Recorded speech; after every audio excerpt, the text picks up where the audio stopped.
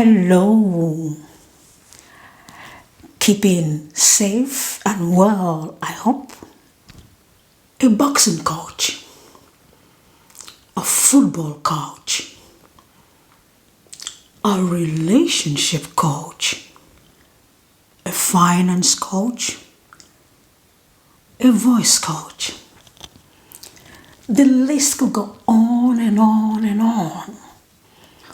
On my show today, I will be delving into the business of coaching. Stay tuned.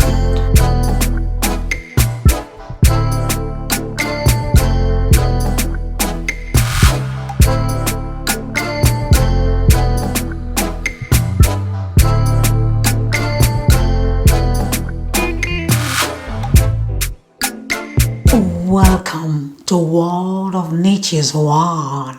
My name is Lady Juliet.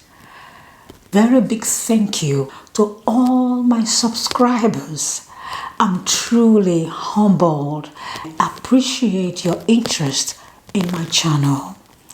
If today is your first time just tuning into this channel, welcome. My guest on the show today is a gentleman who has been in the coaching business for well over 20 years. He is a certified business coach. My guest will be joining us from Phoenix in the state of Arizona in USA. But before we meet the guest, please click that like button if you find value here on our channel and in this video. Don't forget to subscribe to the channel. Click the notification button so that you know whenever I upload a video. Share the video and comment on the video and all the other videos we have uploaded so far. I'd love to read those comments. I look forward to your comments. Now, without further ado, let's meet the guest. Hello, everyone. Please introduce yourself. My name is Biz Coach Steve Feld, and business owners hire me to reveal their hidden annualized profits because most lack solid marketing strategies, internal systems to drive profits, and they struggle with sustainable revenue. So I help them skyrocket predictable profits through clarity of message, mission, and management by simply implementing strategic systems and processes to gain a competitive edge for long-term success. So the bottom line is this: in 45 minutes, I can uncover $50,000 or more in hidden annualized revenue in their business. I've owned and operated 6 different businesses and ran 3 others. Been part of 3 different Fortune 500 companies, and I'm very passionate about all things that are business. Steve, welcome to the show. For the benefit of some of my viewers who may not know, could you please tell us, educate us on what coaching is all about? Sure. So coaching comes from the old world when they used to have horse-drawn coaches. So it'd be the horses, the coach, and people wanted to go from one city to the next city. So they had to hire a coach. So the coach driver knew the route. They also knew all the challenges that were going to come ahead, getting the people in the back to the next city. But they'd also inform the people, their passengers, of all the obstacles that are coming up. They try to give them a heads up. They might have to take some lefts, some rights. It's never strictly a straight line. Well, it's the same thing with business. By having a coach who's been there, done it before, they kind of know the obstacles, but maybe they have the tools and the resources to also help you move forward to get to your goals. So a coach is basically there helping you get to your goals. Look at all the professional sports teams. They always have a coach. They have multiple coaches. Michael Jordan, arguably probably the greatest basketball player ever, had 12 coaches. And the reason was, he made this very public. He only knew what he knew. He doesn't know what he doesn't know. So by bringing on a coach, the coach can see his flaws, they can see his imperfections, and he's trying to strive to a higher level and become better and better. But he can't see it within himself, whereas the coach can see it crystal clear. So a coach can help you in many areas. Steve, I am aware that coaches have areas of specialty called niche. What is your specific coaching niche? I used to have a niche, and then one day I woke up and realized I had 15 clients and not one of them was in my niche. So I just changed some of the verbiage and I went back to all my current customers and former customers and I asked them like, why did you come on with me? What was the point? What was the resignation besides me? And they said, well, all your material and everything just really hit home. That's when I realized that I'm targeting basically business owners. That was my niche. I had business owners in multiple industries I have no knowledge about, but that's not what I'm the expert at. The expert at is I'm in the expert of business. So it doesn't matter what industry someone is in, as long as I focused on the foundational principles of business. So I really don't have a niche, but I did start off having a niche, and I recommend that to anyone. Start having a niche. Steve, I am aware you have a couple of degrees, but does one really need a university degree, certification, or training to get started in this business? Now, there's many people who just hang up a shingle and call themselves a coach, and they're actually hurting the whole industry. But I do recommend getting the training, whatever you're coaching on. You cannot be like a fitness coach and never have gone to a fitness class. It doesn't make any sense. And if you're a coach and telling people to get a coach, do you have a coach? Just drives me nuts when I talk to other coaches and they don't have a coach. I have two coaches. They see things in me that I can't see, just like I see things in business owners that they can't see. So you don't need any special certifications or college degrees or anything else, but you do need the experience in that industry, whatever you're working in.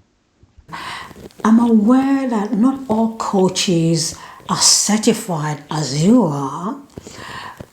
Does it then mean that all coaches must get training to get started in this business?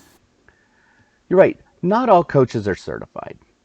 Certification just means that you took some extra classes, jumped through a few extra hoops, worked on your skills a little bit more with other coaches so they can see and work on you and help you become a better coach as well. I personally have only had one client ever even ask me if I was a certified coach, and I am a certified coach.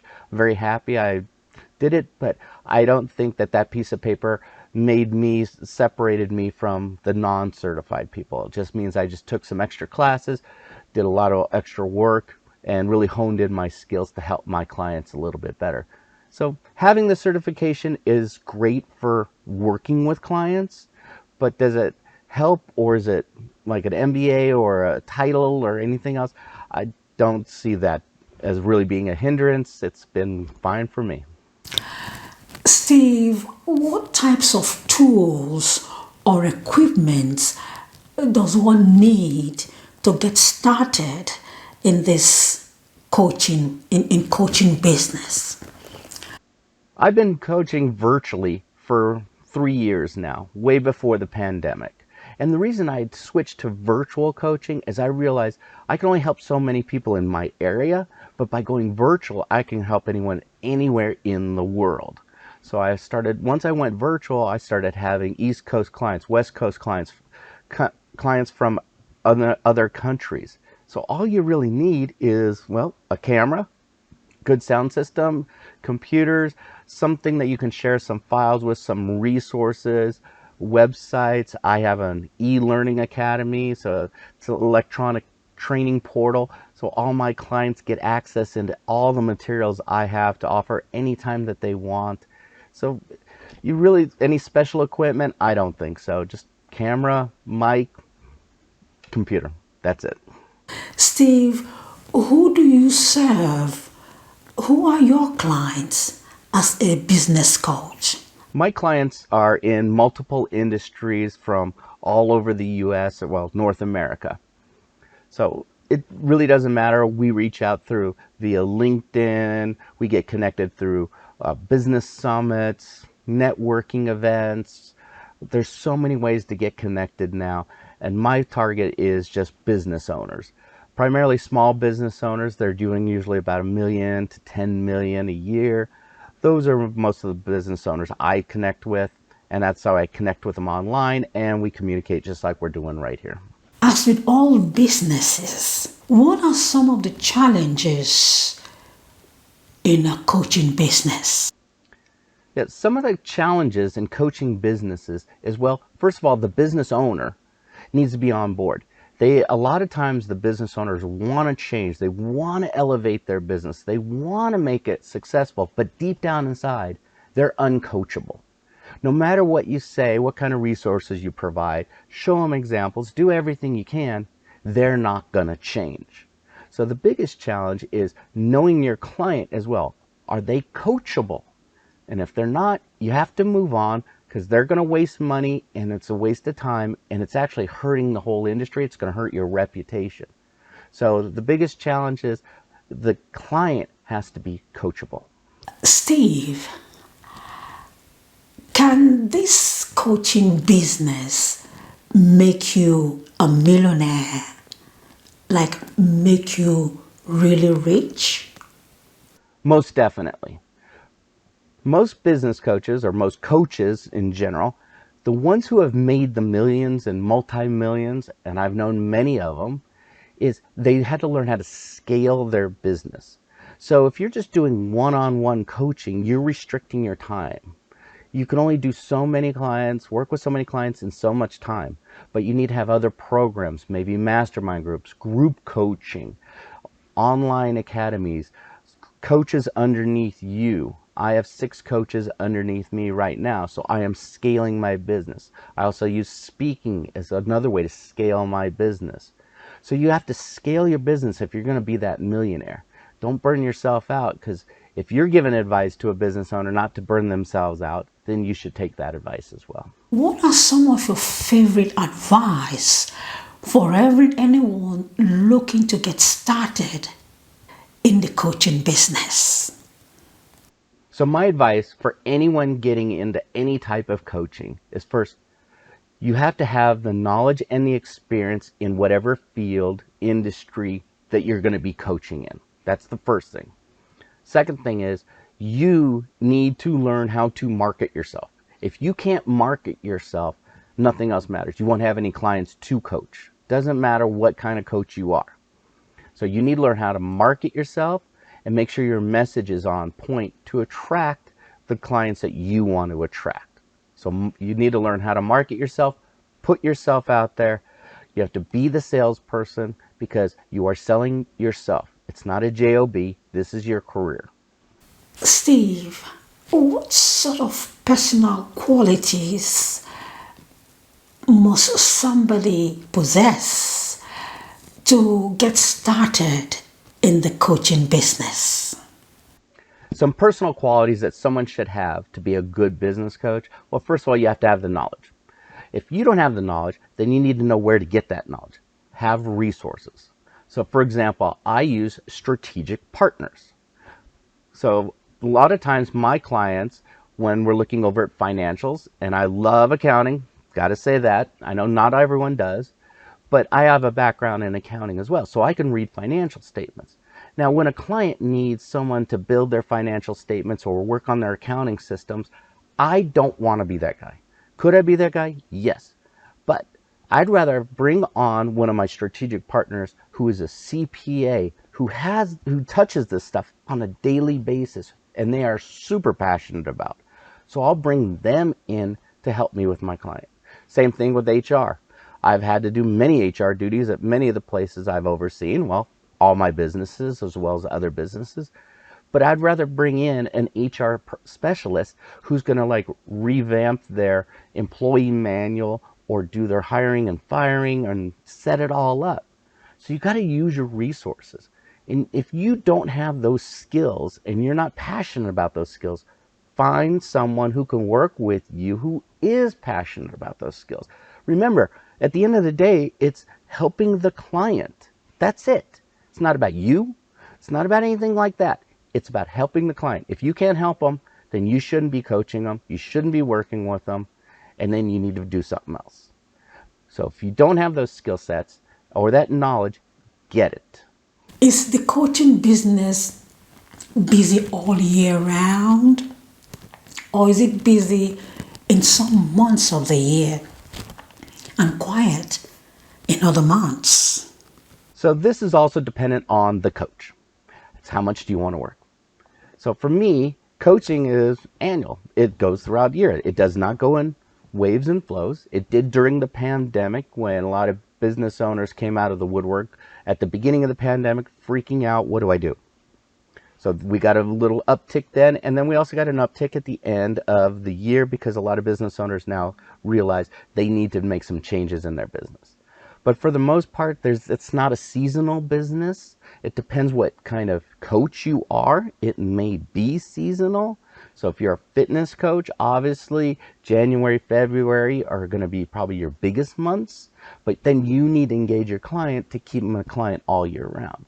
So the client usually engages with a coach. It depends on the coach. What are your programs? Are you working with your client for a month, 3 months, 6 months, a year, multiple years? It all depends on the coach and on the client. So it's not a seasonal business. And the whole point is, if you're getting results for your clients, they will keep moving on with you and keep going forward with you. And one thing I would suggest is don't lock your clients into like a cell phone agreement. And that is a 2-year agreement. And then you get in 3 months into it. They're not happy. You're not happy. But yet you still have all this time left on the agreement. So you've got to think how you're structuring your business. You've got to think of it. It's got to be in the client's best interest. Remember, it's about them and you need to get them results no matter what kind of coach you are. If you are just joining us, my guest on the show today is Mr. Steve Feld, a certified business coach who works mainly with small business owners. Here are 3 key information that Steve has shared with us on this show today. The first key information is that you must have knowledge. You must have good knowledge and experience of your niche or area of expertise you're about to get started in if you're considering going into a coaching business. It's the most important thing. Remember, as the saying goes, experience is the best teacher. A second key information that Steve shared here on our show today is about marketing. You have to market yourself. You have to put yourself out there so that your potential clients or your target market can see you, hear your message, and come to you. If you are not able to market yourself, it will be a very wise decision to hire somebody who can help market you, because you are the brand. So if you are looking to get started in this business as a coach, you really must take marketing seriously if you want to trade as a coach. A third key information that Steve has shared here on our show is the point about messaging. Now, you must package your message so that it speaks directly and precisely to your target audience. I'll be leaving Steve's contact details in the show's note. Thank you very much, Steve, for coming on the show. It's truly appreciated. Well, viewers, that's about it for today. Please don't forget to click that like button if you have found some value in this video. Subscribe to the channel if you have a question or questions you would like for me to ask future business owners coming on the show. Please do leave those questions in the comment section below. Thank you very much for watching. Best wishes always, and I'll see you in the next video. Bye for now.